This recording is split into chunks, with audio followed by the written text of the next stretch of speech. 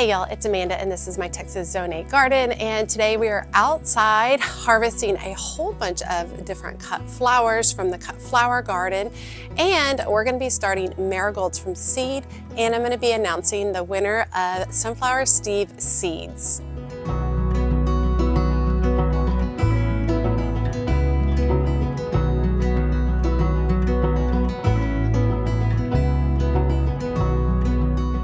Okay, so today is a little bit more of a fruition day. So lots of cut flowers are blooming in the garden. I'm going to show you all what is blooming, what I'm going to be harvesting.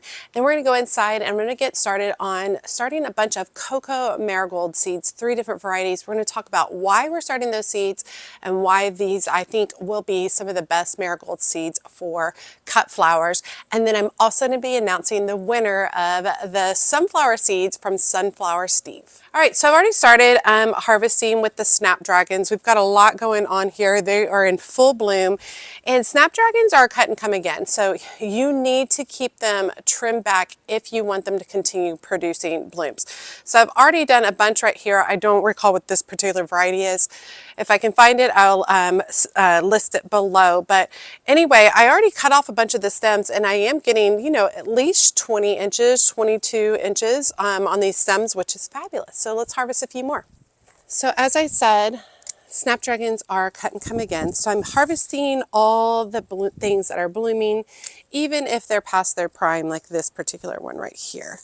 We're going to go ahead and harvest all of them so that we trigger the plants to produce more blooms, to send up more shoots. It's just super fun when you can start harvesting your cut flowers that you've grown, and then of course growing these from seed just makes it even better in my opinion.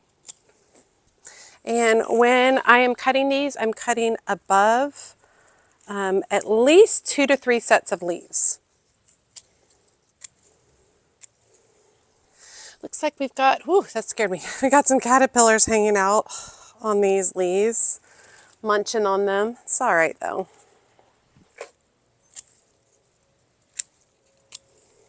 Now, snapdragons are heliotropic, so they're going to adjust to the direction of the sun. So sometimes they'll start upright and then they'll fall over, and then this flower tip will start growing towards the sun again. So sometimes you can get wonky stems. You can combat that by staking these. However, I'm not a big fan of staking my flowers just because I don't want to. Sheer laziness. And so typically I just try to plant all mine closer together so that they support one another. And that seems to work out for the most part.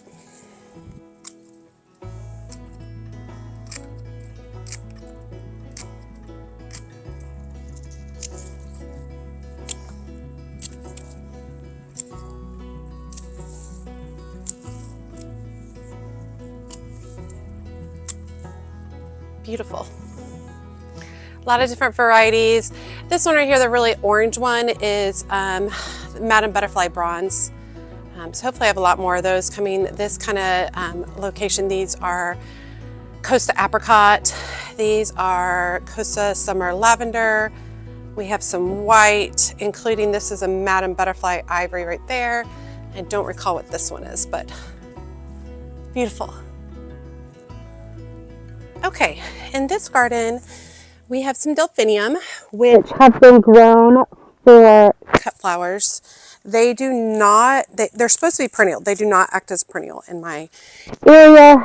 So I grew these specifically for cutting, and that I would cut them all the way to the ground.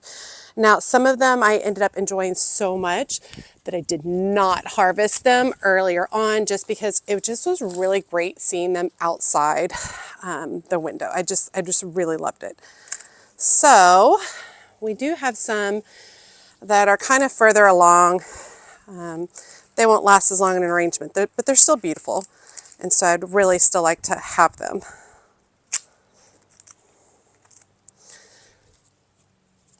Such as this one's going to seed, so I could have left this one. which probably actually would have been the better thing to do, and then collected all the seeds, but here we are. We're not there. If I could have left it and let the seed pods dry, but I have plans for this particular bed, and so it is time to start removing these and making room for all those beautiful marigolds that we're going to be starting. And I'm just cutting all the way to the base on these flowers.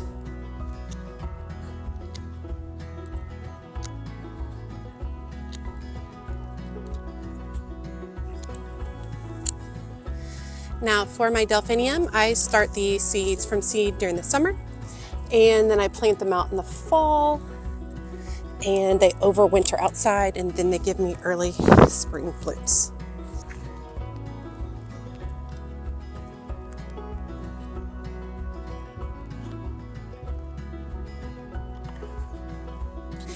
Maybe I'll leave this one plant right here to go to seed. This is the Magic Fountains mix. There are a lot of larger ones earlier, but absolutely beautiful. I'll definitely be starting a lot more in the summer to overwinter again. They are not cut and come again for me, so we're one and done. Okay, we have a rogue sunflower right here that I think I'm gonna leave for now. We also have a lot going on with sweet peas right here, so let's take a closer look. Okay, I have a ton of sweet pea vines going here. These are going to be shorter stem. This particular variety is called April in Paris, or Paris in April, one of those two. They smell ridiculously amazing.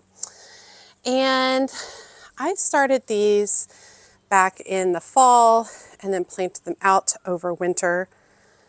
And that seems to be what's best for sweet peas. I got that advice from Callie with the Dallas Garden School, talking about sweet peas. That seems to be what's best for them. Now, this is my first time to actually have any success with sweet peas. I definitely think my trellis situation is way too small. I should have done something more substantial, and I also think I should have done less plants. Perhaps just kept it simple with just a couple of plants. But, you know, we're learning. You definitely want to keep harvesting the blooms so that it keeps putting off additional blooms. Let's see where. Looks like these have, a lot of them got all twisty and gone rogue.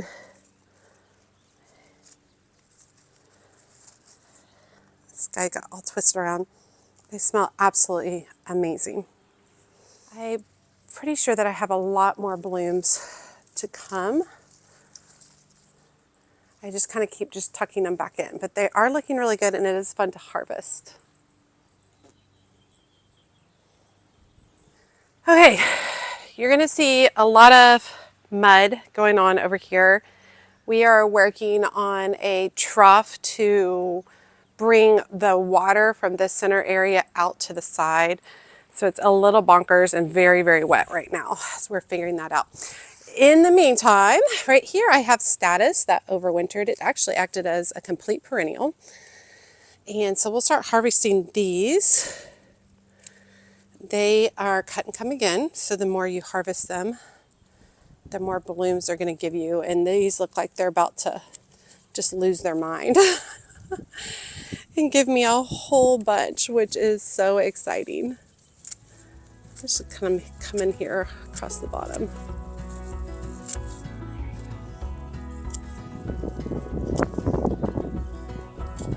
Looks like I've got lilies coming up in this area as well.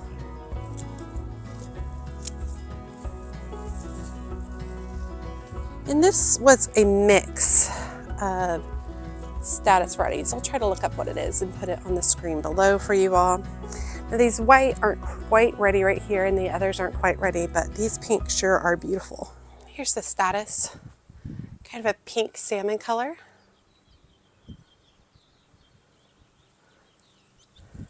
Okay, we also have a bunch of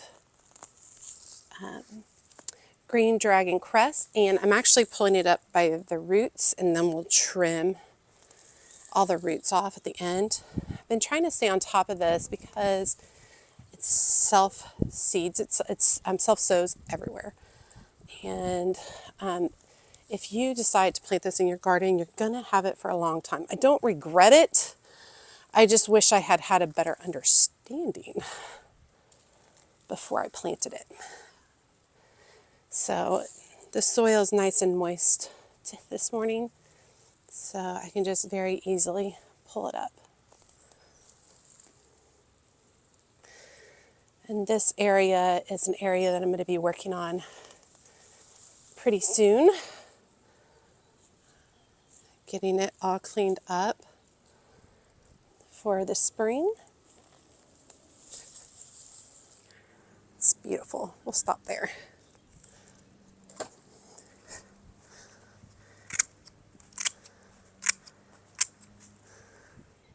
Green cress is fun. It's a great filler.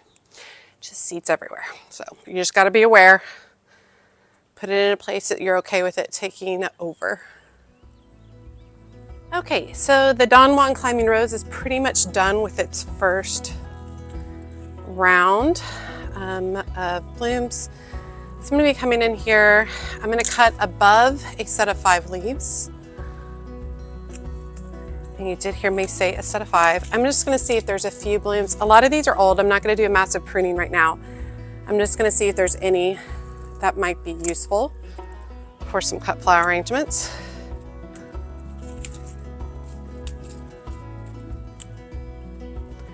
There's probably not going to be too many. You want to cut above a set of 5 leaves because that will encourage more blooms. So, and this has a cluster of blooms at the end, but they're not all in great shape, so I can cut off the ones that are not in great shape and keep the good one.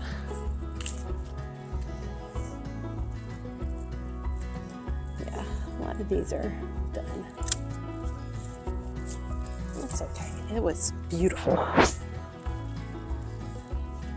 I wish I'd done more arrangements with them, but I did cut them and bring them inside for my daughter, which was wonderful.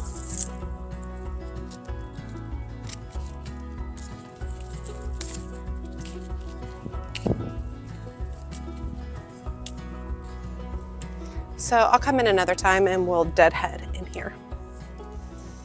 These are beautiful. I'm obsessed with them. I would not mind putting another one of these somewhere in my garden. Incredibly prolific. This is its 2nd year.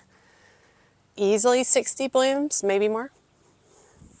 Okay, and then the last thing we're going to harvest today is this dianthus. This is a purple-white bicolor dianthus that I grew from seed a couple of years ago, and it is a perennial in my area.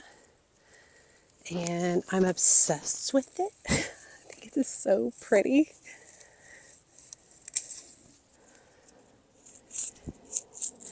So unusual, so pretty. I love it.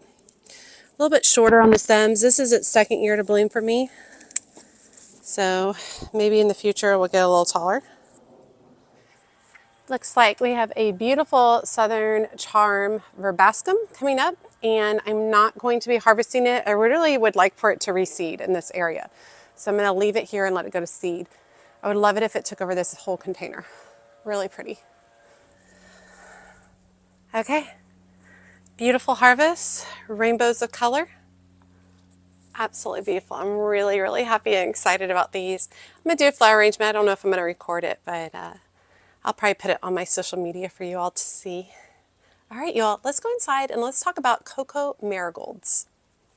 Okay, so let's talk marigolds. So I have grown probably at least 12 to 15 different varieties of marigolds over the years. And the ones that I've been most happy with have been the giant mission yellow marigolds. They're really strong stems, good blooms, they produce a lot of flowers. And pretty much all the other ones I've been kind of meh about. I am just, nothing really excited me regarding any of the other varieties. So I was watching one of my favorite YouTube personalities, and that is Serena with You Can't Eat Grass. and she was talking about COCO marigolds, and that's what she likes to grow on her flower farm because they're great for harvesting for cut flowers. So I started doing a deep dive research regarding COCO marigolds. I ended up finding 3 different varieties in one location at Harris Seeds. I would find like one variety here and there at lots of different places, but at Harris Seeds I found all 3 varieties that I wanted to give a try. So the varieties I'm going to be starting, the first one is Marigold Cocoa Yellow. And it is about 28 to 48 inches tall, loves full sun, excellent for cut flowers, and its flowers are fully doubled, about 4-inch flowers. The next variety is Cocoa Gold. It's all the same information, just a little bit of a different color twist on that. And finally, Cocoa Deep Orange, all the same information and just a little bit of a different tone and color. And this is the only marigold that Serena grows. And then of course she's a flower farmer, so she sells these. So I gotta feel like flower farmers know a lot of what is worthwhile in starting. So I picked these up from Harris Seeds. Now, when thinking about growing marigolds, I love marigolds for a number of reasons. Strong, sturdy stems, bold colors, which I really, really enjoy. They do have a pretty strong scent, a really kind of earthy scent that a lot of people don't enjoy. So that is something to consider. The scent does not bother me. I like it. But that is something to really think about if you're someone who doesn't like lilies or doesn't like really strong scented flowers. This is probably not the flower for you. Marigolds are extremely long lasting. This particular varieties that I'm going to be growing, these cocoa varieties, they are fully double blooms, tons and tons and tons and tons of petals, up to 4 inches. So, you know, a nice big flower head. So really excited to get these started. Now you can direct sow marigold seeds outside. However, for me, in the past when I've direct sowed them outside, they need light to germinate, so I couldn't really cover them up. Therefore, I felt like the seeds kind of blew away. Sorry, I'm itching my ankle. I think I got bit by an ant. I just found a big pot of, one of my pots is just filled with fire ants, so that's fine. But I found it today and I keep thinking about it, and now I feel like things are crawling on me. Yes, but you can direct sow them. I found in the past, because they have to be surface sown, that they have struggled to not blow away. And as y'all know, I'm not very good about direct sowing outside because I forget to go and water and check on the seeds.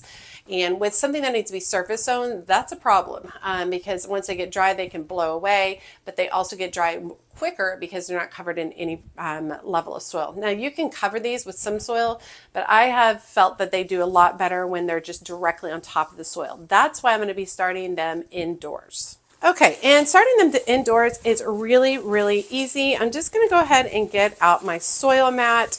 And this is just my portable soil mat that I use inside. And then I'm going to come through with my favorite potting soil, which is Burger BM7 that I get from Homegrown Plants in Farmersville. And I love it for seed starting. It has some larger pieces of bark, but mostly it's very fine, which works really well for me. Now I'm going to be using my Amazon containers, which are my favorite seedling containers. The reason I like these is because it's smaller. You just have 12 seed cells in here instead of like 72, which I don't start very often a 72 of one particular seed. And since most seeds need different situations or different environment for germination, it makes sense for me to just have, for a smaller garden, just a home gardener, just a set of 12, which works really well. I use a dry soil method to get started, where I start with dry soil and I add it into the seed cells, gently press down with my fingers, not too much. We don't want to compact the soil too much. And then just generally just go over the space just like that. And we're going to be starting 12 of each variety today. Okay, the next thing we want to do is fill the water reservoirs up about 50% of the way. If you're interested in having smaller seed starting trays, these are listed on my Amazon storefront, which is listed in the description of my videos. Okay, and then I just put my seed cells in, and this soil is great at just immediately soaking up the water. This method, this dry method, does not work with seed starting mix. You need a potting soil. The seed starting mix just does not wick up the water the way the potting soil does. All right, so at this point, we're going to start sowing the seeds. I'm going to be putting 2 to 3 seeds in each seed cell. And there's 50 seeds in each one of these, and I love the look of marigold seeds. They're so fun. So we're going to be putting like 2 to 3 in each seed cell, because I find that marigold seeds don't have like a really high germination rate. So I prefer to hedge my bets, put several in each cell. And I'll start a set of these now, and then I'll probably start another set of these come June, and that will give me marigolds for the fall as well. I haven't found marigolds to be cut and come again, but if you've had that experience with them, let me know. And then once they're on here, we're just going to gently press down, making sure that we have really great contact with the soil.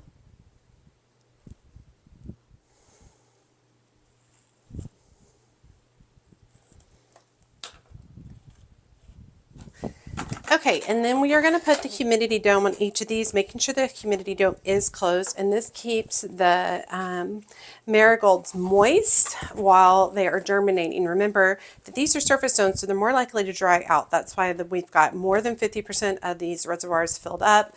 It's already come all the way to the surface, and we're going to keep the humidity zones on and closed until at least 50% of these have germinated. Okay, in addition, marigolds prefer to be warmer for germination, between 75 and 80 degrees. So I'm going to go ahead and put them on a heating mat for their germination process. So we have light, because light is required for germination for marigolds, and we have the heating pads to keep them warm. And it typically takes about 4 to 10 days for germination. And remember, once at least 50% of your seeds have germinated, go ahead and remove the humidity dome. Once I say about maybe 75% of the seeds have germinated, at that point in time, I remove them from the heat mat as well and allow them just to continue on under the lights. Now, I don't like to leave marigold seedlings in their seed cells for very long. I find that they don't do as well in transplanting. So once they have about 2 to 3 sets of true leaves, then I would go ahead and transplant them out into your garden. Okay, all right, y'all. I hope you guys enjoyed today's video, watching me harvest a ton of cut flowers from the cut flower garden out in my backyard, and watching me start marigold seeds for beautiful cut flowers, potentially probably in June into July, which will be absolutely glorious.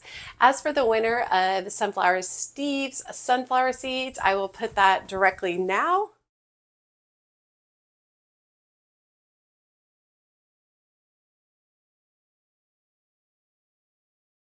And if that is your name handle, then you can go ahead and email me, and I will get those seeds directly to you. Thank you all for following along on that journey for Sunflower Steve's seeds. Actually, all of those seeds have germinated. Maybe I should show y'all real quick. Hold on. I meant to show y'all earlier that we've got germination in several different places for the sunflowers, which is really exciting right there. So they're coming up, and they're coming up fast, which is very exciting. And I think I have decided to go ahead and remove all my ranunculus corms, just because I think it'll make life easier. It's not time to remove them now. I'll let them die back a lot more, and then I'll start removing them. But very exciting to see all of these coming up. These sunflowers coming up. They're going to be glorious. There's another one right here. So exciting. I'm glad I remembered to show y'all those. All right, y'all, as always, make sure you like, comment, and subscribe to the channel. Every time you like and comment, it grows my channel so much. And be sure to check me out on my social media outlets, including Facebook, Instagram, and TikTok. As always, she's a mad gardener or a decorator or anything else that she wants to be. Thanks, y'all.